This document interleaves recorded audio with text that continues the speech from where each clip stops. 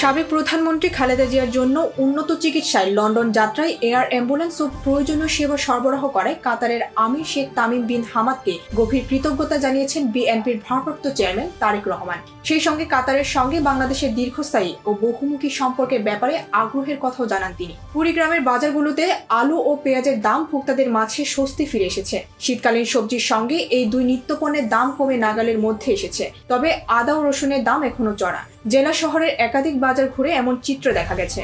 যুক্তরাজ্যের city minister tulip সিদ্দিকীকে মন্ত্রিত্ব থেকে সরিয়ে দেওয়ার কথা ভাবছেন দেশটির প্রধানমন্ত্রী কেয়ার স্টারমার। এ লক্ষ্যে টিউলিপকে তার পদ থেকে সরিয়ে ওই পদে দায়িত্ব পালনের জন্য সম্ভাব্য ব্যক্তিদের শর্ট লিস্ট করা হয়েছে।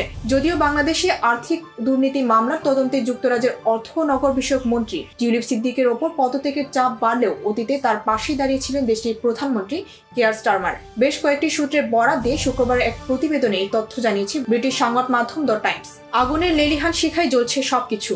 চারপাশের সাইরেনের শব্দ, ধোঁয়ার অন্ধকার আকাশে চক্কর দিচ্ছে ফায়ার সার্ভিসের হেলিকপ্টার। ছুটে চলেছেন লোকজন, সবার চেহারায় অজানা আশঙ্কা। কোথায় যাবেন জানেন না অনেকে। এই চিত্র যুক্তরাষ্ট্রের ক্যালিফোর্নিয়া অঙ্গরাজ্যের লস অ্যাঞ্জেলস শহরে। ইতিহাসের সবচেয়ে ভয়াবহ দাবানলে পড়ছে শহরটি। পাকিস্তানের সাবেক পেসার রাও ইফতিকার এবারে বিপিএল এর দুবার রাশিয়ার সহকারী কোচ হিসেবে কাজ করছেন। দলটিতে খেলছেন টাইগার পেসার তাসকিন আহমেদ। ফলে কোচ ইফতিকার কাছ থেকেই দেখছেন তাসকিনকে, আর তাতে এই পেসারকে মনে ধরেছে তার।